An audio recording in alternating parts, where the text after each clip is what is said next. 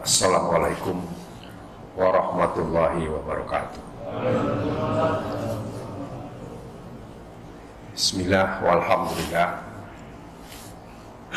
Wassalatu wassalamu ala rasulillah Sayyidina Muhammad ibn Abdillah wa ala alihi wa ashabihi wa man tabi'a wa nasarahu ila yaumil qiyamah, amma ba'du. Rabbi shrah li sadri wa yassir li amri wahlul 'uqdatam min lisani yafqahu qawli. Rabbi zidni ilman ajma'in. Shadaqallahul azim wa shadaqa rasulul habibul karim wa nahnu ala dzalika minasyahidin wa syakirin walhamdulillahirabbil alamin.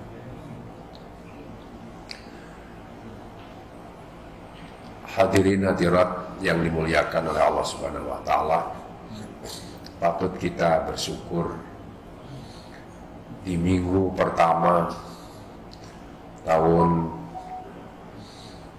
Syamsiah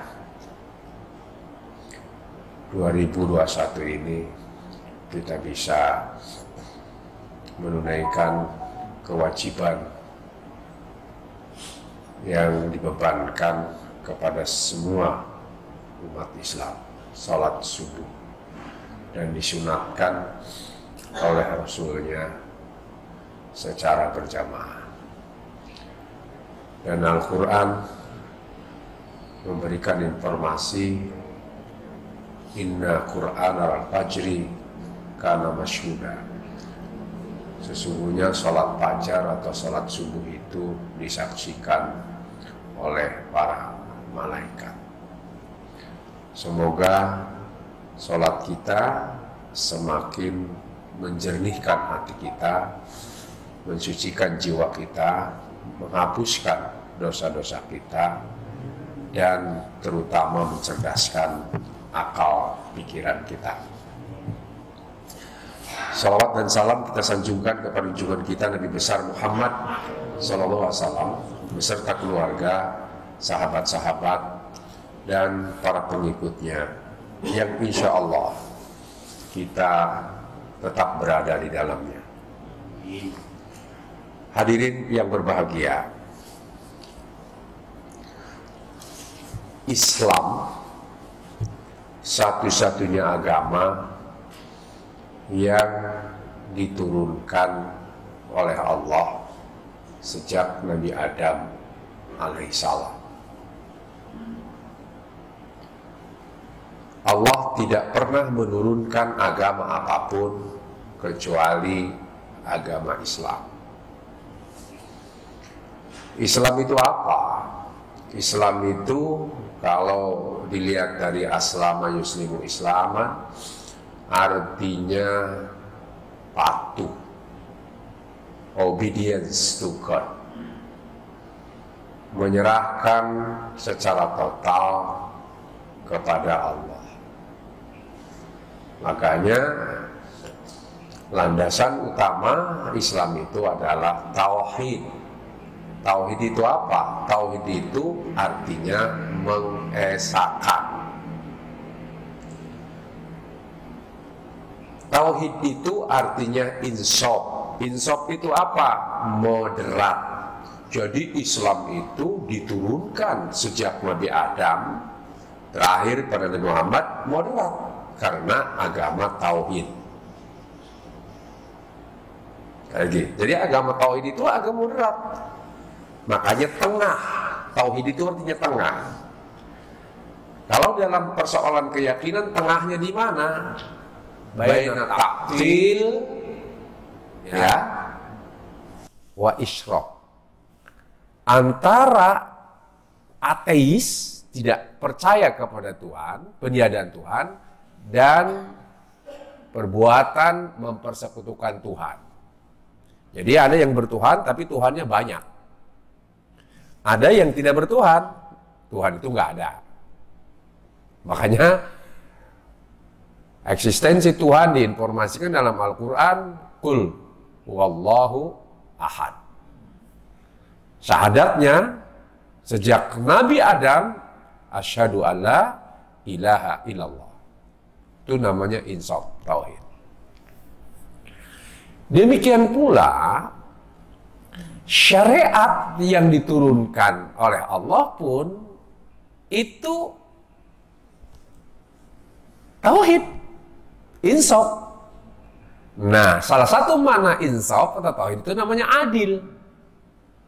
Makanya kalimatul tauhid kalimatul adil. Jadi kalimat dua kalimah syahadat itu kalimat yang adil. Kalimat yang moderat. Kalau itu nanti makanya ada sayap kanan, ada sayap kiri. Yang kanan ekstrim kiri, ekstrim kanan. Ekstrim kiri itu yang disebut ateis, tidak bertuhan. Ekstrim kanan ya, syirik, sesungguhnya musyrik, mempersekutukan Tuhan. Demikian pula syariat. Syariat itu apa? Nih orang kalau ada istilah yang namanya Islamophobia, takut dengan nama syariat. Syariat itu artinya jalan. Syariah. Makanya kalau kita ke Arab syari itu jalan. Syari sitin. Jalan 60 gitu kan. Itu jalan namanya. Awas, syari itu artinya jalan. Syariat itu artinya jalan. Jalan apa? Jalan menuju Allah. Jalan menuju ketenangan. Jalan menuju kebahagiaan. Jalan menuju kedamaian. Jalan menuju keharmonisan. Jalan menuju sakinah. Makanya, nah untuk menuju kepada Islam juga bermakna salam, selamat. Jalan menuju keselamatan. Jadi syariat itu artinya jalan. Dan itu bukan satu-satunya terminologi jalan itu. Ada jalan itu juga yang namanya thariqah. Itu jalan juga. Ada torik jalan. Itu namanya jalan. Hakut torik. Dalam hadis hakut torik. Ini hak jalan. Kamu jangan nongkrong di tengah jalan. Itu haknya. Itu namanya jalan. Sabil, jalan. Makanya ihdinas siratal mustaqim. Sirat jalan juga. Sirat itu artinya jalan.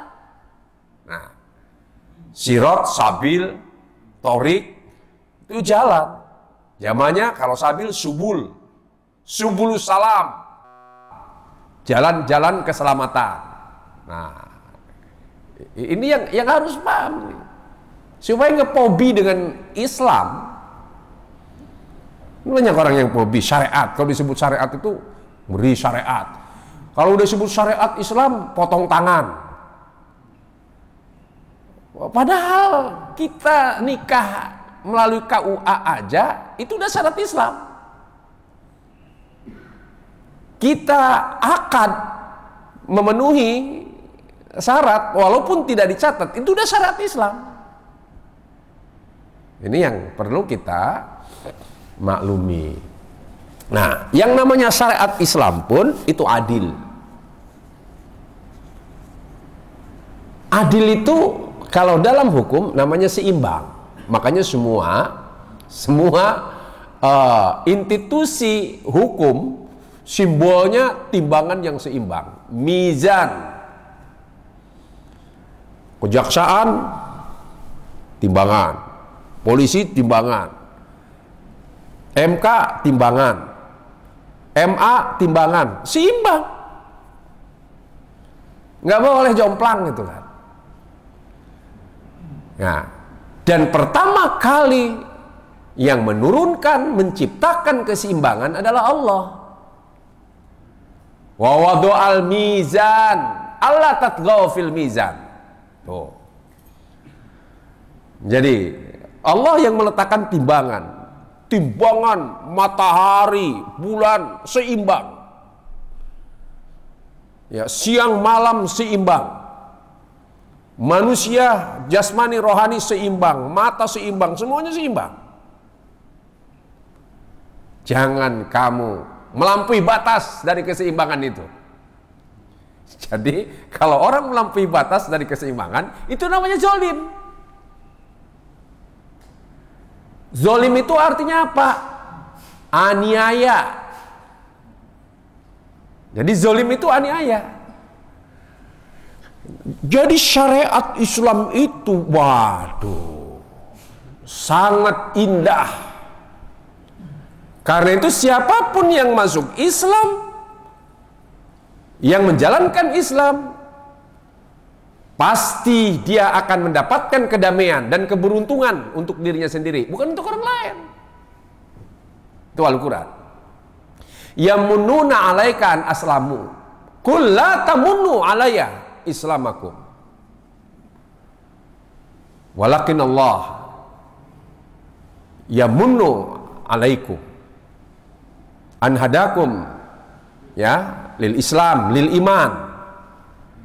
Jadi ada orang-orang masyarakat kafir Quraisy datang kepada Rasulullah, saya sudah masuk Islam, tentu engkau bahagia.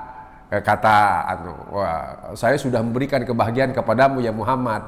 Seakan-akan dia Islam itu membahagiakan Nabi Muhammad. Kata Allah, ya Muhammad, katakan sama mereka, kamu tidak menyenangkan saya, Bu, tidak.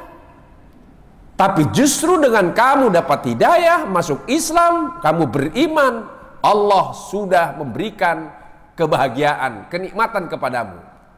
Jadi dikiranya dia masuk Islam itu memberikan kenikmatan kepada Nabi Muhammad.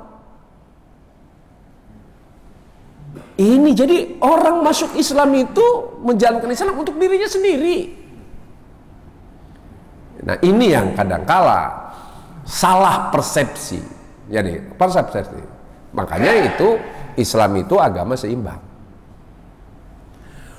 Karena itu semua tatanan kehidupan pun dalam kehidupan negara pun seimbang. Contoh, di Indonesia dan semua di dunia ada yang namanya trias politika. Ada eksekutif, pelaksana, ya kan? Ada yudikatif, ya. Ada legislatif. Itu seimbang. Jadi ada yang melaksanakan, ada yang mengontrol, ada yang menghukumi.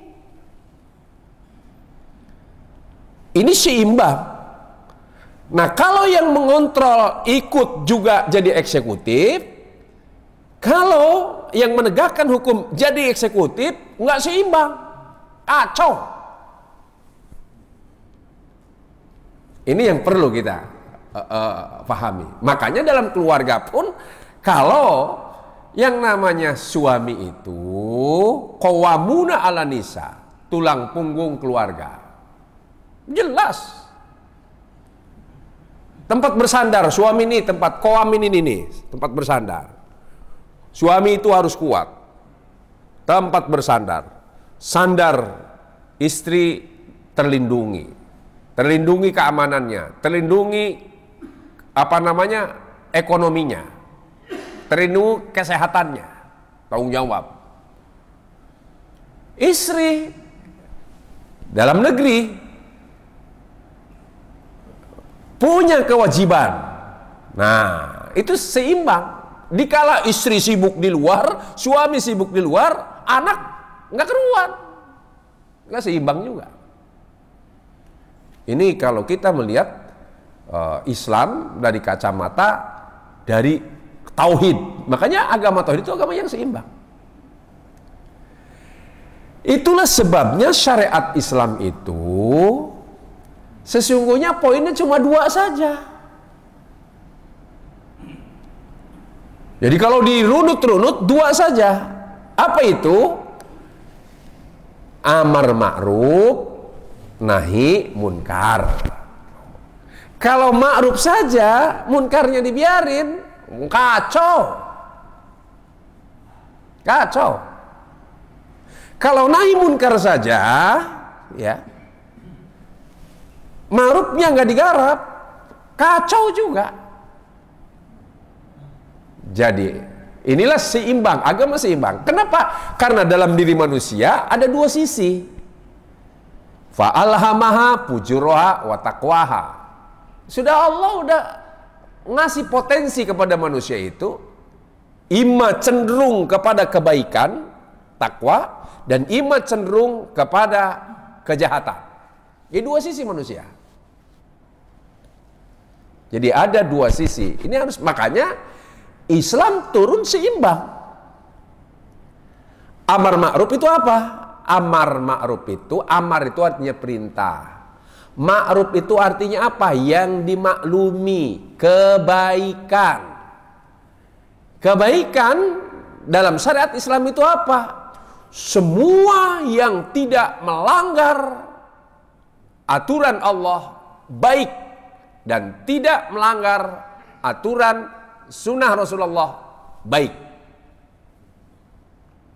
Nah, kebaikan itu ada satu ayat yang sering saya bawa. Ya, kata Ibnu Abbas, kalau satu ayat ini saja diamalkan oleh umat Islam, oleh negara, oleh rakyat dimanapun, satu ayat, damai, damai. Satu ayat aja. Apa yang maksud satu ayat? Kenapa? Karena seluruh kebaikan akumulasinya di ayat itu. Seluruh kejahatan akumulasinya di ayat itu. Ternyata ayatnya semua kita hafal karena sering kita dengar. Ya, di akhir khutbah khotib selalu membaca ayat itu. Innallaha ya'muru bil adli wal ihsan wa ita'idzil qurba. Allah nyuruh kamu berbuat satu adil. Adil itu tadi apa? Seimbang. Kedua, ihsan. Ihsan itu apa? Berbuat kebajikan. Plus. Setelah adil ada plusnya. Yang ketiga, ita'idzil qurba. Merajut kekerabatan. Merajut kekerabatan. Merajut kasih sayang. Mengikat ukhuwah. Isar. Berkorban. Jadi semua kebaikan terangkum di situ. Contoh umpamanya, kita sholat nih, orang Islam sholat wajib 5 waktu, namanya orang Islam yang adil. Kenapa? Karena adil itu wajib. Makanya adil itu wajib. Itu Allah memerintahkan pertama adil. Jadi kalau ingin jadi orang Islam, sholat. Kalau nggak sholat, zolim. Ya, di dalam surat Fatir dikatakan zolimun li nafsihi. Orang Islam yang ngaku Islam nggak sholat, zolim.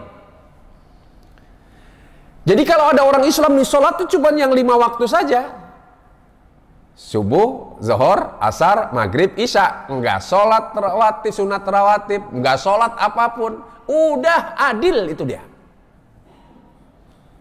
Ada orang Islam sholat puasa Ramadan. Nggak pernah Senin Kamis, nggak pernah, ya nggak pernah Senin Kamis, nggak pernah puasa sunat, nggak pernah. Udah adil, adil. Orang Islam zakat 2,5%, udah adil. Tidak zakat, zolim dia. Di sisi Allah vertikal, kalau kita sholat sunat, ya, kalau kita sholat hajat, kalau kita sholat duha, kita puasa sunat, nah itu namanya nawafil, bonus, tambahan. Ini namanya ihsan.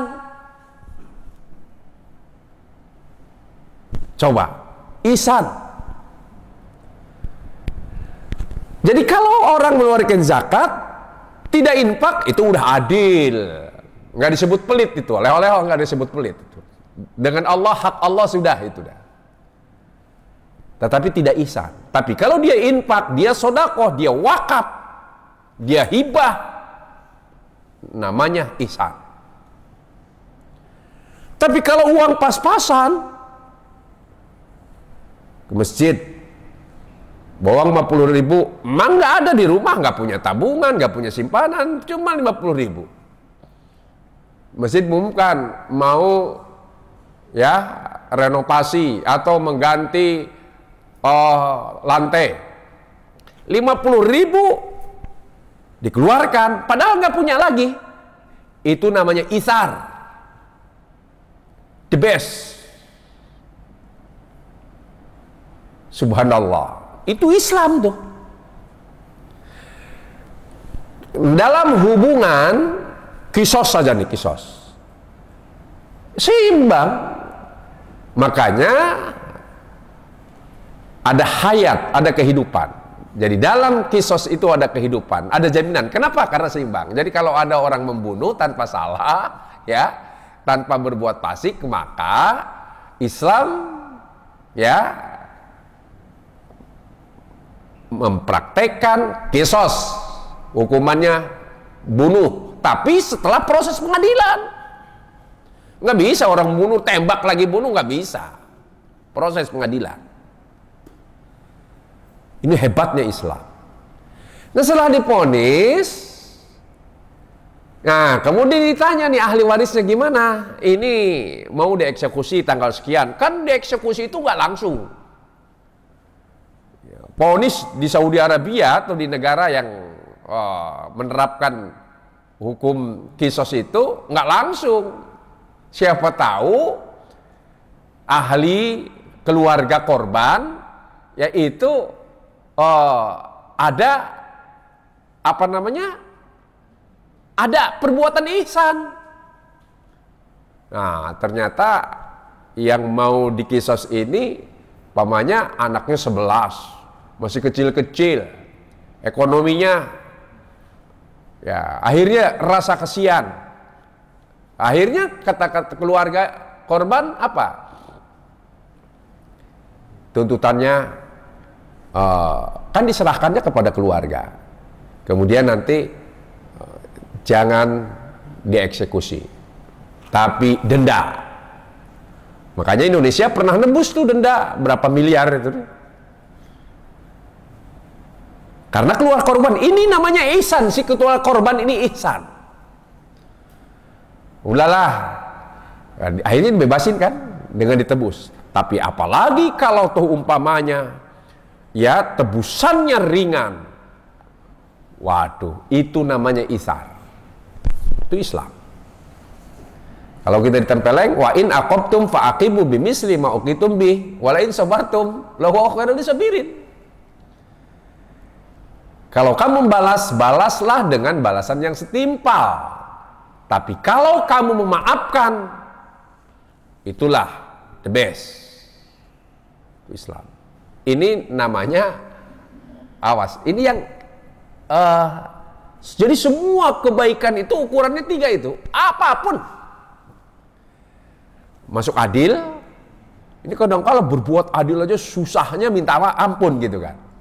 Berbuat adil aja semua. Di mana mau ihsan, apalagi isar. Contoh, kalau undang-undang karantina dipraktekkan, ini kalau di Indonesia nih dilihat, supaya masyarakat tidak boleh keluar beraktivitas, tapi negara harus menjamin dalam undang-undang itu, menjamin kasih makan dia. Makanya kalau keluar kekerapan, denda, dia kena pidana. Kenapa? Karena seimbang. Wong udah dikasih makan. Ya, makanya kita memelihara burung seimbang tuh. Ya, kata burung nggak apa-apa, saya nggak merdeka dikurung, tapi kasih makan saya dong. Makanya kalau ada orang memelihara binatang apapun tidak dikasih makan, zolim. Ini hebatnya hukum Islam. Zolim kita. Jadi di situ semua kebaikan 3 itu. Nah sekarang seimbangnya bukan hanya amar ma'ruf tapi juga nahi munkar. Semua perbuatan kotor, perbuatan jahat, perbuatan buruk, akhlak zamimah. Kalau tadi akhlak mahmudah tuh. Akhlak mahmudah itu tadi di situ masuk adil, masuk ihsan atau isar 3. Tapi kalau akhlak zamimah masuk kategorinya 3 dalam surat An-Nahl 90 itu. Kan innallaha ya'muru bil adli wal ihsan wa ita'i dzil qurba wa yanha 'anil fahsya munkar bagyu. Jadi semua kejahatan muaranya cuma 3. Jadi cuma 3. 1. Semua kejahatan keburukan itu muaran cuma 3 saja. 1. Zolimun linapsihi. Zolim atau aniaya terhadap diri sendiri. Itu namanya fahsya. Contoh. Ada nggak orang dikala ditegur mabok? Ya, mabok. Kamu jangan mabok. Ya biarin. Yang mabok saya. Uang-uang saya. Ya, fisik-fisik saya. Benar. Tetapi kata yang negor ini, iya kalau kamu mau mabok, duit-duit kamu sendiri, apapun sendiri, ya jangan di luar. Di kamar sendiri kamu. Paham di sini? Jadi jangan di luar kamu. Kamu mau kumpul kebo kek, kamu mau telanjang kek, ya jangan diekspos sedikit pun, karena nanti ada undang-undang pornografi. Itu sudah munkar.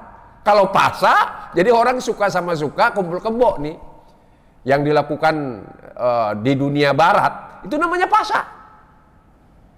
Kumpul kebo, suka sama suka, nggak yang dirugikan. Narkoba, di kamar sendiri dia beli obat terlarang, itu namanya pasa. Sama dengan orang Islam nggak sholat, itu pasa, nggak ngerugiin orang lain.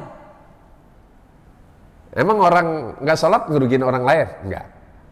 Orang nggak puasa ngerugiin orang lain. Itu namanya fahsya. Dosa besar. Tapi dosanya cuman pribadi dengan Allah.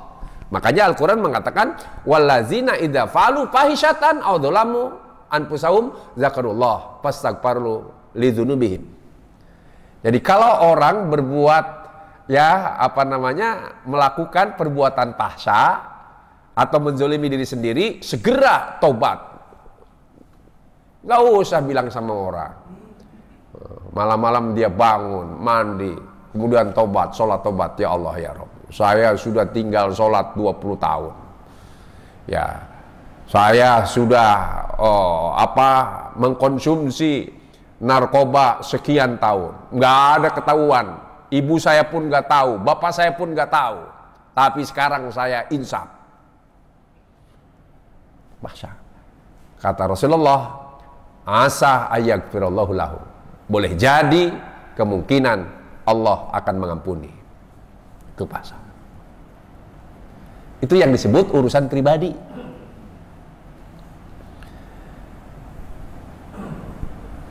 Urusan pribadi itu urusannya dengan Allah.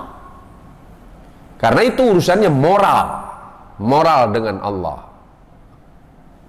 Pasal. Yang kedua, semua kejahatan itu kalau tidak dipasa pasti dimunkar. Apa bedanya pasa dengan munkar? Kalau munkar itu zolimun li goirihi, zolim terhadap orang lain. Ini supaya tahu nih, ini syariat Islam nih. Jadi kalau syariat Islam dipraktekkan oleh individu-individu, polisi itu santai. Polisi itu santai itu. Kenapa? Tadi ya, polisi pun nggak bakalan sibuk-sibuk orang umpamanya mau mabok di kamar sendiri. Nah, kalau dia sendiri nggak pernah terekspos. Tapi kalau tahu umpamanya di luar, inilah munkar. Munkar itu ngajak orang lain. Makanya yang namanya praktek prostitusi itu bukan pasha, munkar. Kenapa? Karena ngajak orang lain. Ini harus dibedakan nih. Kalau tadi yang kumpul kebo di kamar sendiri, di rumah sendiri, apa namanya? Pasha. Tapi kalau di tempat, di bordil, ya, ngajak orang lain, tempat itu namanya munkar. Zolimun li ghairihi. Pengedar narkoba zolim. Demikian pula pedagang-pedagang minuman-minuman keras itu zolim li ghairihi, terhadap orang lain. Jadi kita harus paham nih. Ini yang dalam tatanan hukum kita, zolim terhadap orang lain itu namanya pidana. Itu kalau zolim terhadap orang lain itu pidana itu. Zolim terhadap orang lain. Zolim. Dalam bahasa Nabi, satu, ya, qad syatama hadza. Dua, wa qadama hadza. Tiga, wa akala mal hadza. Yang keempat, wa safaka dam hadza. Yang kelima, wa daraba hadza. Zolim terhadap orang lain. Satu, mempermalukan orang lain di depan umum. Awas. Makanya pidana, pencemaran. Pencemaran balik, mempermalukan orang di depan umum. Ini hati-hati. Yang kedua, fitnah. Fitnah ini awas nih, jangan dilakukan oleh orang Islam. Jangan fitnah, awas. Sekarang yang namanya handphone itu, aduh, hati-hati. Ya, wong punya siapapun bisa diretas. Bisa diretas loh, ya.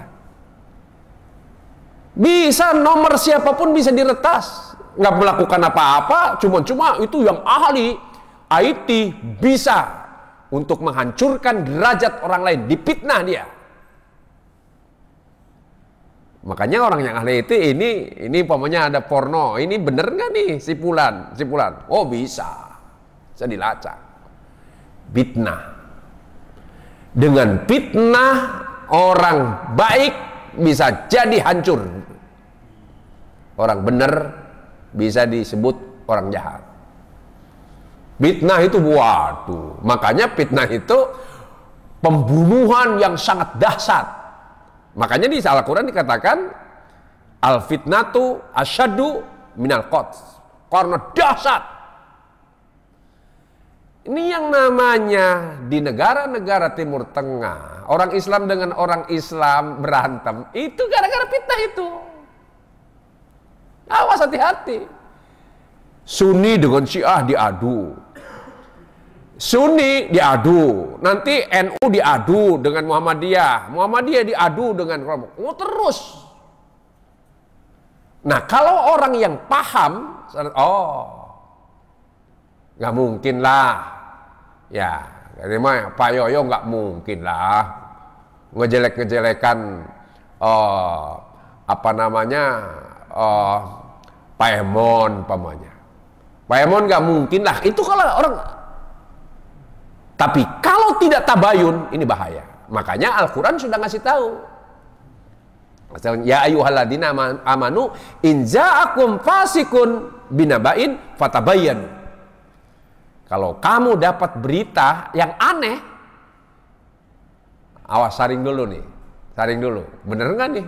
Ini Pak Yoyo ini selingkuh dengan tetangganya gitu kan. Ya. awas nih, hati-hati. Belum tabayun sudah disebar. Ini bahaya. Awas fitnah ini. Sekarang mudah fitnah. Ini namanya munkar. Makanya bisa delik hukum namanya. Luar biasa kan? Yang ketiga, memakan yang bukan haknya. Makan yang bukan haknya itu, memakan itu dalam arti bisa memanfaatkan, bukan hanya memakan. Ya. Wa akala mal haza. Makanya riba itu memakan yang bukan haknya.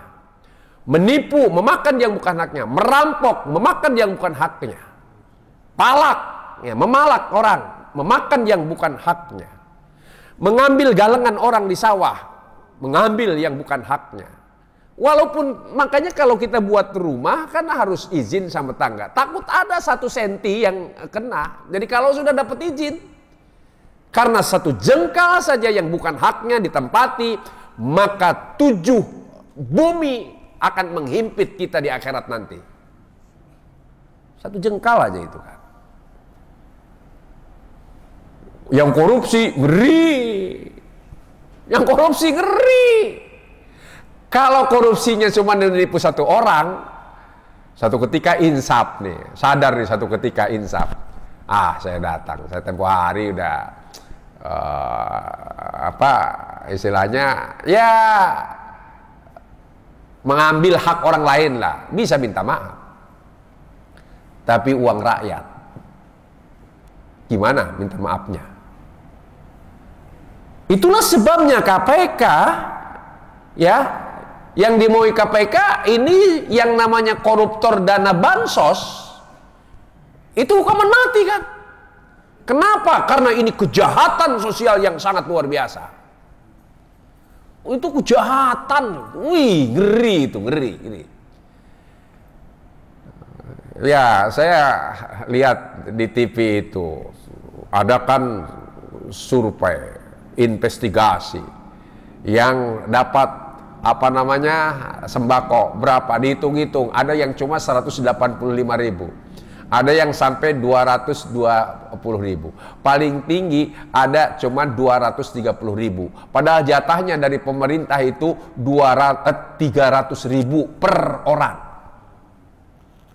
Jadi kalau 300.000 yang sampainya sadensis umpamanya yang harusnya kelas 1 dikasihnya kelas 3, lumayan dipotong. Rata-rata 80.000. Itu kemana itu duit 80.000 kali berapa juta? Jadi kalau yang ditangkap cuma ketangkap tangannya cuma 17 miliar, itu kecil itu. Kecil. Nah, dulu yang KTP itu elektronik itu berapa triliun kan? Padahal saya tanya, saya punya teman percetakan, ini KTP saya ini kalau ente yang nyetak berapa nih harganya? Ya cuma, ya kalau banyak cuma 7.000 perak kalau banyak. 7.000 kali 200 juta cuma berapa? Ini 6 triliun. Coba, ini hak rakyat. Wah, jadi ngeri. Itu yang namanya munkar. Karena itu Nabi berpesan, man ra'a minkum munkaron falyughayyir biyadi, fa in lam yastati fa bilisani, fa in lam yastati fa biqalbi. Barang siapa yang melihat kemunkaran, pamannya anak kita nyuri punya orang tuanya, itu munkar tetap. Karena itu orang tua bisa namanya mensetrap, suruh berdiri jengke di kamar. Karena itu munkar. Termasuk istri ngambil uang suami dalam yang tidak wajar, munkar juga. Iya kan? Ada nggak istri yang ngambil uang suami di ATM? Ada kan itu? Itu munkar itu. Awas, hati-hati. Ya, itu munkar itu. Termasuk suami ngambil uang istri, itu munkar itu. Makanya bisa dilapor. Ya, awas, itu munkar itu. Ya. Makanya kalau nidurin istri orang itu munkar. Tapi kalau kumpul kebo masing-masing itu tadi kan pasah. Tapi kalau yang sudah punya suami ditidurin, munkar itu. Karena ada orang-orang lain. Hebat Islam itu. Kalau kamu lihat kemunkaran, fal yugoyir. Yugoyir itu apa? apa namanya, rubah. Ghayyara yughayyiru, taghyir, rubah. Jadi bukan, awas, rubah itu apa? Rubah dengan sistem, dengan peraturan, rubah. Dirubah tuh. Dengan apa? Tangan. Tangan ini apa? Kekuasaan.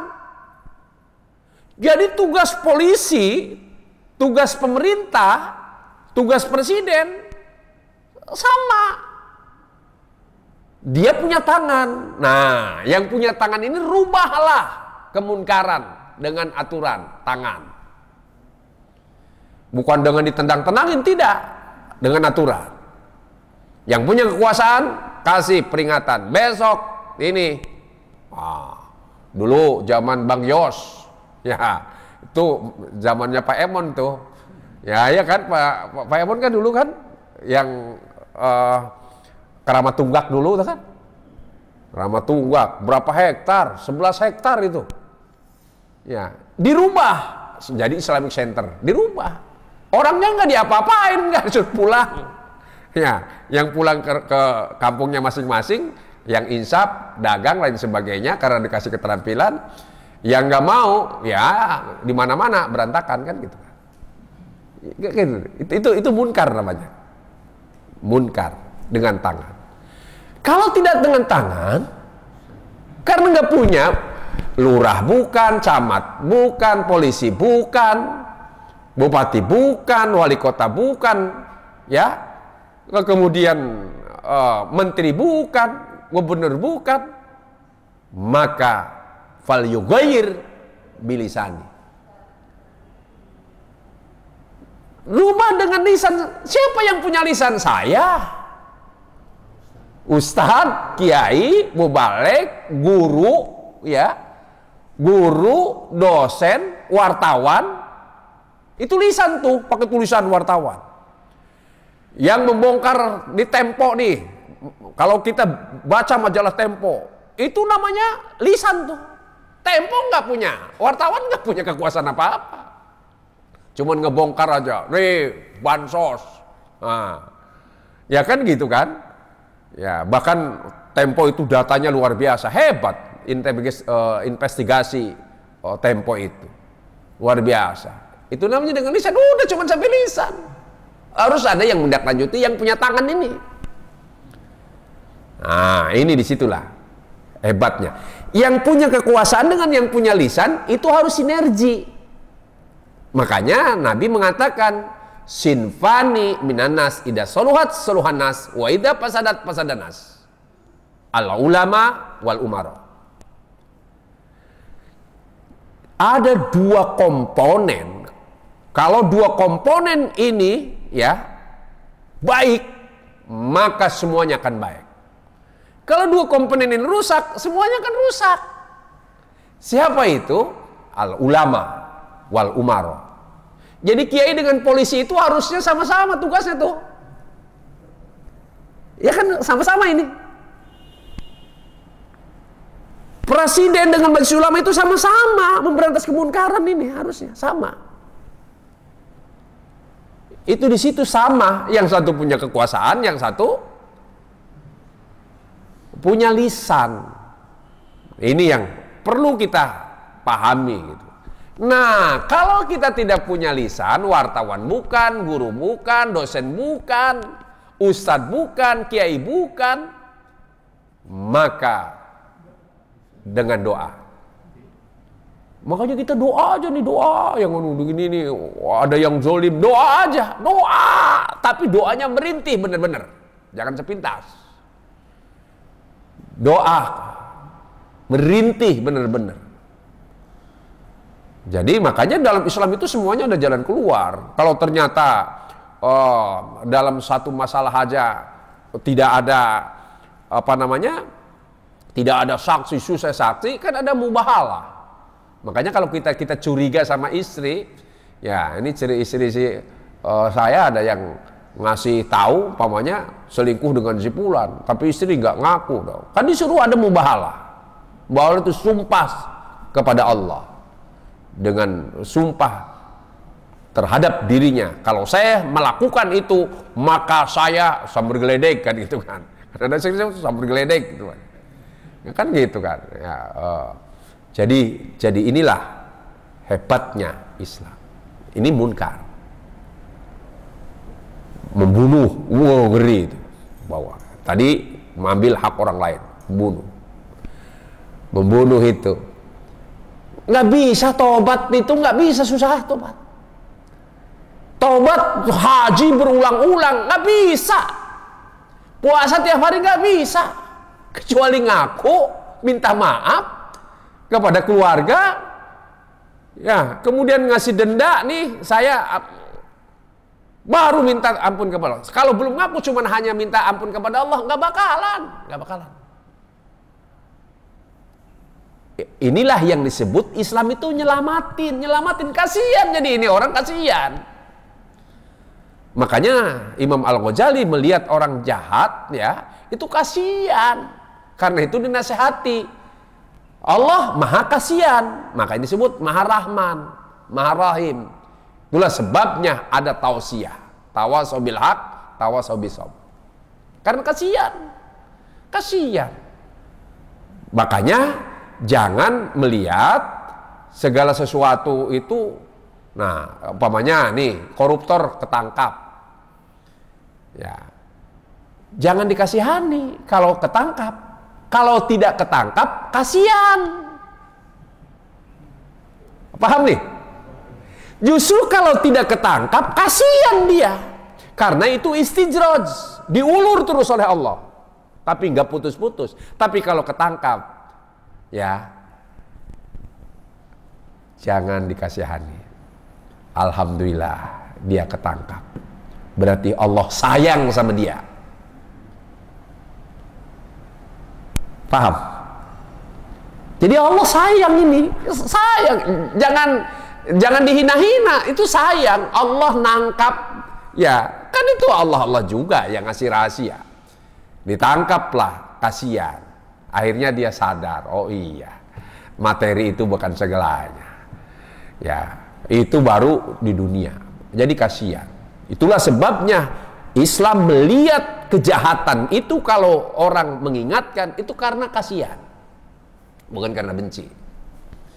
Sama pemimpin, wah, itulah sebabnya dulu Asia sama Fir'aun itu kasihan. Suamiku, kasihan amat suamiku, kan gitu kan.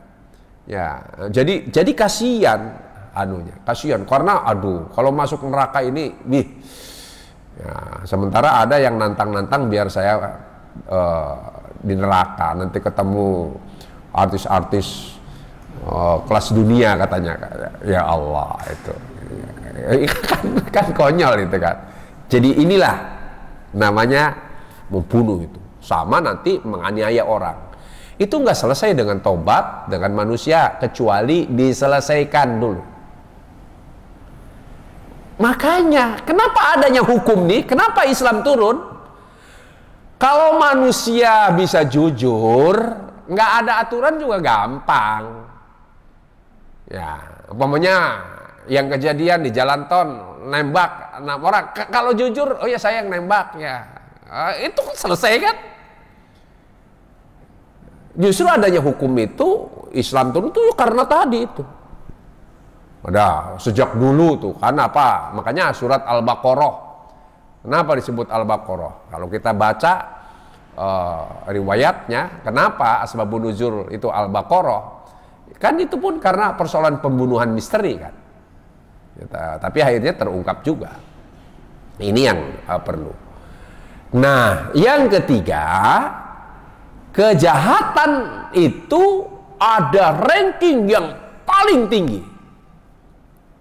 Apa itu? Namanya al-baghyu. Ini yang tidak ada di terminologi hukum kita. Mungkin di dunia nggak ada. Itu terminologinya apa? Al-baghyu. Kalau kita baca terjemahan, al-baghyu itu adalah permusuhan. Permusuhan. Kalau terjemahan, al-baghyu itu namanya kezoliman yang melampaui batas, bahkan Tuhan pun dicaci. Agama pun dicaci. Rasul pun dicaci. Makanya reaksinya luar biasa dunia. Contoh, ya, Perdana Menteri Perancis kan? Ya, siapa namanya? Apa reaksi dunia? Ingat Salman Rushdie? Itu namanya Al-Baghyu. Oh, jadi Al-Baghyu itu apa membuat orang yang tersinggung ya, kalau korupsi di Indonesia umpamanya. Paling rakyat Indonesia yang apa namanya? Yang jengkel kan gitu kan. Tapi kalau sudah Al-Qur'an dibakar, kalau Nabi Muhammad dilecehkan, yang gaduh siapa? Dunia Islam. Makanya di situ Al-Baghyu. Contoh umpamanya, waktu Ahok di Jakarta, yang tersinggung siapa? Umat Islam dunia, bukan hanya di Indonesia, bukan itu, dunia. Istilahnya kalau dia ketika itu dia keluar dia keluar negeri, kemudian ada orang Islam yang merasa tersinggung, oh bahaya. Bahaya, itu namanya Al-Baghyu. Al-Baghyu itu kezolimannya melampaui batas. Ngeri. Jadi itu aja 3 saja. Nah, itu yang disebut dengan seimbang. Islam tuh, itu yang namanya Islam. Makanya itulah nggak boleh eksekutif itu nggak boleh bersekongkol dengan yudikatif. Yudikatif itu nggak boleh bersekongkol dengan yang namanya legislatif. Legislatif kontrol. Saya pernah jadi anggota legislatif. Tugasnya apa? 1, ya itu yang disebut masalah regulator perundang-undangan. Kalau tingkat nasional, undang-undang cipta kerja umpamanya itu kan, ya undang-undang pokoknya seluruh undang-undang. Kalau di provinsi, perda. Itu tugas pertama. Tugas kedua, budgeting, menyusun anggaran. Tugas ketiga, kontrol. Ini kontrol ini. Ini saya kasih duit kamu sekian anggaran. Itu benar nggak dipakainya? Sesungguhnya itu bansos dikalah 300.000 per orang, harusnya yang kontrol itu siapa? Anggota dewan harusnya kontrol. Dikalah masyarakat lihat ini sembako, nah, dia cek, bukan orang wartawan TV, bukan, harusnya anggota dewan yang ngecek ke pasar, ini Bu harganya berapa? Wah kurang ajar ini. Begitu harusnya. Itu tugasnya anggota dewan. Dikala ada jembatan nih selesai, anggarannya sekian, bener nggak nih? Konstruksinya bener nggak? Besinya bener nggak? KW2 atau KW1? Begitu. Inilah tugas yang namanya anggota dewan. Tuh di situ. Nah, kalau itu berfungsi seimbang. Kalau tidak berfungsi, akhirnya udah itu bisa dioper alih oleh mahasiswa, oleh masyarakat dan lain sebagainya. Karena tidak seimbang. Oh, indah. Ini yang namanya Islam. Saya kira inilah yang dapat saya sampaikan. Jadi pada ujungnya, karena itu pesan Allah di dalam Al-Quran surat Al-Baqarah ayat 208, ya ayyuhalladzina amanu udkhulu fisilmi kafah. Masuklah kalian ke dalam Islam itu menyeluruh. Jadi kalau menyeluruh indah itu. Contoh, jangan masuk Islam itu sholatnya doang dong. Itu nama, kalau masa sholat itu namanya ubudiyah. Tapi masuk juga, masuk Islam dalam keluarga. Didik anak yang benar, tanggung jawab didik istri yang benar, bina rumah tangga yang benar. Itu namanya syariat yang berkaitan dengan munakahat. Masuk ke pasar, kalau jadi pedagang yang benar, jangan mencurangi timbangan, jangan mengurangi meteran, jangan bilang buatan Ciputat disebut buatan Chicago. Harus jujur, itu namanya syariat muamalah. Dan seterusnya dan seterusnya. Indah itu. Jadi kalau itu, disinilah budaya dialog yang harus kita ciptakan dalam kehidupan apapun, maka nanti ujung-ujungnya dalam bahasa kerennya itu masyarakat madani. Masyarakat madani itu masyarakat yang damai.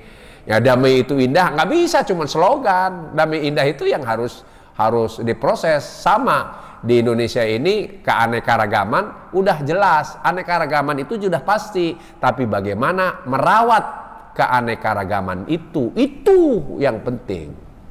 Saya kira ini yang dapat saya sampaikan. Mari kita berdoa. Alhamdulillahirabbil alamin, wassalatu wassalamu ala asyrofil mursalin wa ala alihi washabihi ajmain. Allahumma lakal hamdu wa lakal mustaka wa antal musta'an wa la haula wa la quwwata illa billah. Allahumma arinal haqqa haqqan warzuqna tiba'ah wa arinal batila batila warzuqna sinabah. Allahumma ij'al hadza jam'ana jam'an marhuma wa tafarraquna tafarruqan ba'di ma'suma. Ya Allah, jadikanlah pertemuan ini pertemuan yang Kau rahmati, pertemuan yang Kau berkahi, pertemuan yang Kau ridhoi, pertemuan yang menjadikan kami semakin sadar bahwa kehidupan kami adalah bukan hanya individu, tapi juga kehidupan sosial. Berikanlah kesadaran kepada kami ya Allah, bahwa tidak cukup bagi kami untuk berbuat kebaikan semata-mata, tapi juga kami punya kepekaan untuk menegakkan nahi munkar ya Allah. Sehingga amar ma'ruf nahi munkar jadi hiasan hidup kami, dalam keluarga kami, dalam masyarakat kami, dalam lingkungan kami, termasuk dalam tatanan kehidupan di dunia ini ya Allah. Rabbana atina fid dunya hasanah wa fil akhirati hasanah wa qina adzabannar walhamdulillahi alamin. Wassalamualaikum warahmatullahi wabarakatuh.